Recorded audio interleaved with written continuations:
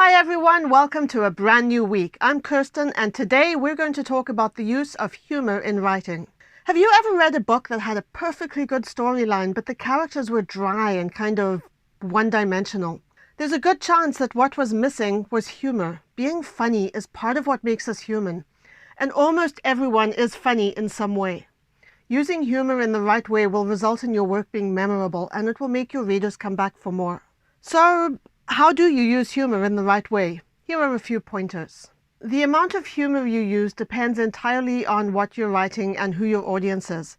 If you're writing a comedy story, your audience expects to laugh, so you need to provide them with lots of opportunities to laugh. But if you're writing a blog post about a serious topic, you may be able to incorporate one or two humorous moments to lighten the mood. One of the critical elements that makes something funny is that it's unexpected. Humor is really a way of incorporating mini twists in your writing. If your audience knows the punchline, they won't find the joke as funny.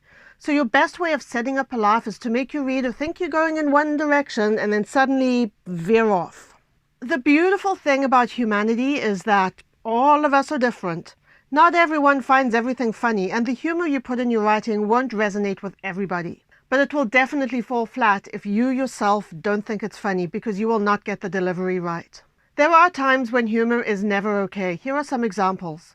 Jokes that perpetuate discrimination on the basis of race, religion, gender identity, sexual orientation, and so on.